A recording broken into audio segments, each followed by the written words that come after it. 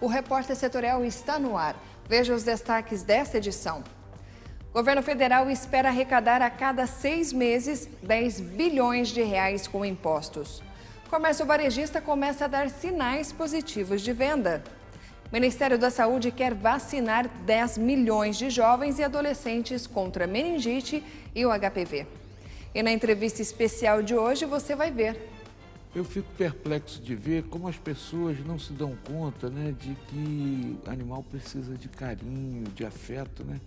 Ah, quero ser animalzinho, mas depois não dá a contrapartida. Hoje nós estamos recebendo aqui a doutora Heloísa Marinho, ela é veterinária e vai nos dar dicas importantes sobre como preservar a vida e o cuidar dos animais.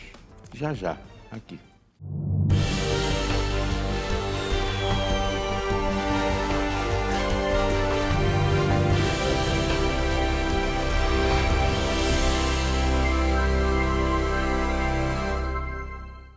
Seja muito bem-vindo, este é o Repórter Setorial, o seu jornal na TV e também na internet. Os feriados prolongados de 2018 preocupam o comércio. A maioria das lojas permanecem fechada durante as datas reservadas para o descanso. Muitas pessoas aproveitam para viajar. A previsão dos comerciantes é de que haverá queda nas vendas por conta do descanso dos consumidores. Neste ano, Taubaté terá 14 feriados. Destes, 9 são nacionais e 5 municipais.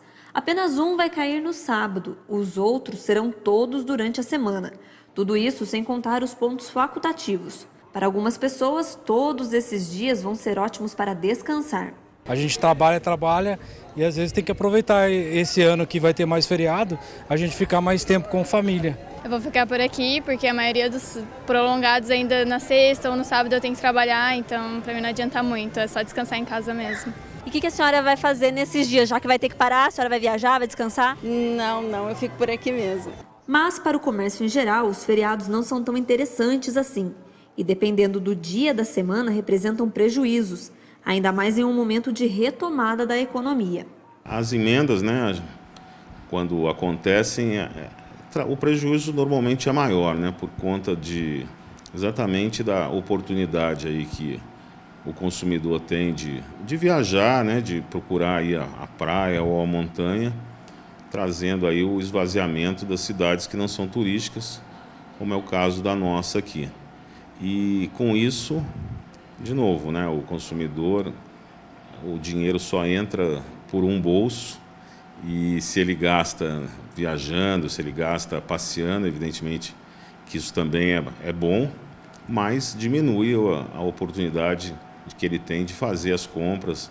Às vezes ali uma compra necessária ele acaba empurrando aí mais para frente por conta de ter viajado aí com a família. No calendário de 2018, só não tem feriados nacionais dos meses de junho a agosto. Mesmo assim, de acordo com o Sindicato do Comércio Varejista de Taubaté, o comércio da região deve perder mais de 235 milhões de reais neste ano. Esse prejuízo é 22% superior ao do ano passado, que teve 15 dias de feriados.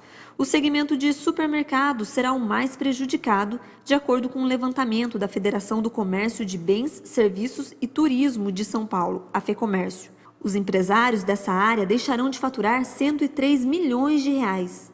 Dependendo do município, os comerciantes podem perder ainda mais. O empresário não tem muito o que fazer, a gente tem que aprender a conviver com isso. Os feriados existem, quando cai aí numa quinta, numa terça-feira, a gente tem, né, já aquela prática da famosa emenda. Muitas empresas acabam deixando de trabalhar, o comércio normalmente abre, a gente tem um acordo com o Sindicato dos Empregados para que o comércio possa abrir, custa um pouco mais caro para o empresário, mas na maioria das vezes ele abre a sua loja e alguns fazem algum tipo de promoção, mas eu acho que eles já estão acostumados, então assim, no planejamento do ano, aquele dia já é considerado ali com um faturamento muito aquém do que normalmente acontece. Outro impacto negativo por causa de tantos feriados como teremos neste ano é a redução dos salários para quem recebe comissões e das vagas de emprego. As pessoas que são comissionadas, que ganham comissão, aquele dia do feriado vão, com certeza, ganhar menos do que estão acostumadas a ganhar. E é evidente que se a empresa tiver um maior faturamento, tiver um maior volume de vendas, isso normalmente acontece. Quando isso acontece, você tem um maior número de empregos. Então, acaba prejudicando, sim, tanto o empregado como o empregador. Segundo o Ministério da Saúde, o número de obesos no país continua aumentando. É claro que as doenças causadas pelo sobrepeso, como diabetes e hipertensão, também aumentam. Em 2016, 19% da população brasileira estava obesa, um índice que em 2006 era de 11%. Entre os entrevistados, o sobrepeso era uma condição de quase 54%. Com relação ao diagnóstico de diabetes, os índices saltaram de 5,5% em 2006 para 8,9% em 2016 e o de hipertensão de 22,5% para 25,7% no mesmo período. Entre os entrevistados, 62% não praticavam esportes e apenas 38% participavam de alguma atividade esportiva. Moças e rapazes entre 18 e 24 anos representavam mais de 52% dos sedentários, contra 22% de pessoas acima de 65 anos. Os mais jovens alegaram não ter interesse e os mais velhos justificaram o sedentarismo com a falta de tempo. Especialistas alertam que a prática dessas atividades, além de liberar endorfina e equilibrar os níveis de colesterol e triglicerídeos, previne doenças cardiovasculares e osteoporose. O resultado é um indivíduo com mais energia para as atividades diárias, qualidade do sono e melhora no humor. E de acordo com números oficiais, entre 500 e 1.200 refugiados cruzam a fronteira da Venezuela com o Brasil diariamente. A Prefeitura de Boa Vista, em Roraima, estima que pelo menos 40 mil venezuelanos já estão na cidade. Em Boa Vista, capital de Roraima, assim que os carros param nos semáforos, jovens que vieram da Venezuela correm para limpar os vidros em troca de algumas moedas. Todos eles fugiram do país porque lá falta comida, remédios e trabalho. Hoje eles vivem em Boa Vista, lotando algumas praças da cidade, onde dormem em barracas ou papelões e se alimentam com o que é doado pelas pessoas que passam pelo local. E se não bastasse viver dessa forma, muitos venezuelanos são alvos de preconceito. Te trata a ti como delinquente? Eles nos tratam como criminosos, diz esse homem que deixou na Venezuela os 2 filhos e a mulher. Segundo ele, logo quando anoitece, algumas pessoas o tratam com insultos. E já teve até um caso em que um de seus amigos foi baleado enquanto dormia próximo a um mercado da cidade. A Prefeitura de Boa Vista reconhece a falta de planejamento e critica a demora do governo federal em atender a crise migratória que se instalou na região.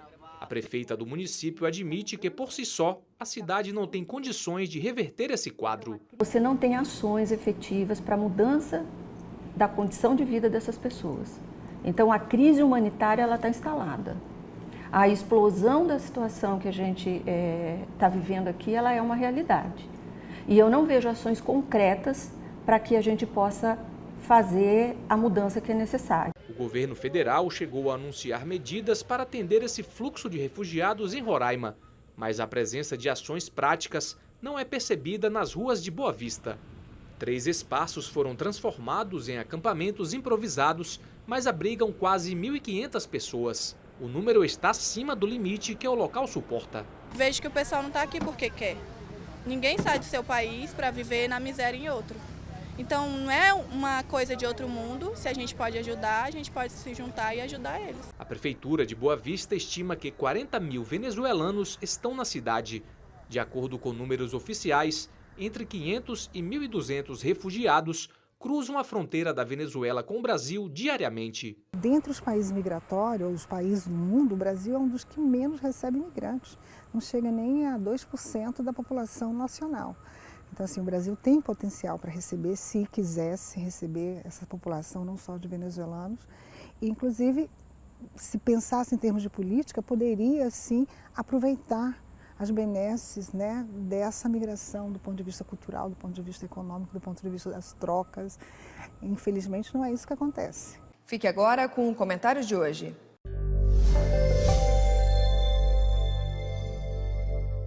Amigos, tem sido comum a autoridade de trânsito mandar rebocar o veículo que não está com o IPVA quitado.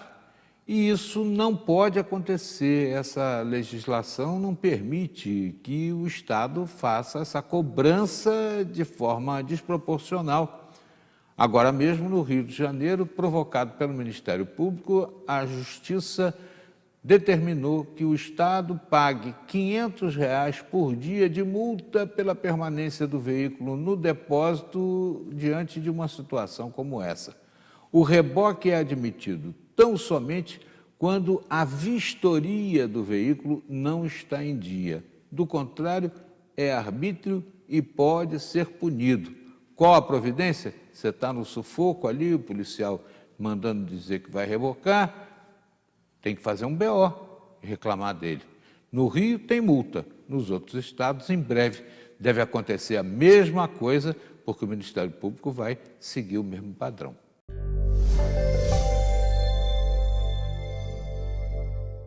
O ministro do Supremo Tribunal Federal, Luiz Roberto Barroso, decidiu liberar pontos do decreto de indulto natalino assinado em 2017 pelo presidente Michel Temer.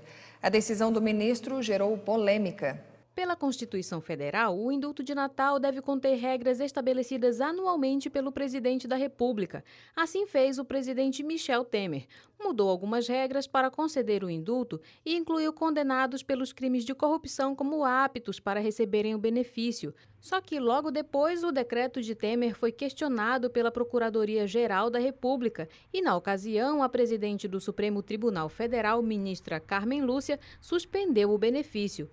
Como a matéria não foi para votação no plenário do Supremo, Barroso, que é o relator do caso, decidiu de forma monocrática que o indulto para quem cometeu os crimes de corrupção ativa e passiva, lavagem de dinheiro, organização criminosa, entre outros tipos penais relacionados ao exercício de cargo público, viola o princípio da moralidade e, por isso, é inconstitucional. Segundo o ministro, o indulto só deve ser concedido nos casos que não foram considerados inconstitucionais, diminuindo a pressão no sistema penitenciário. A decisão repercutiu no Planalto. O ministro da Secretaria de Governos, Carlos Marum, fez críticas à decisão de Barroso e até afirmou que um ministro do Supremo não tem respaldo constitucional para criar regras sobre o indulto de Natal. Marum afirmou ainda que a decisão do ministro do Supremo pode ser questionada pelo Conselho Nacional de Justiça, porque, segundo ele, o indulto é prerrogativa do presidente da República. Veja a seguir: skatista de Lorena pode estar nas Olimpíadas do Japão. É o que você vê a seguir. Continue conosco.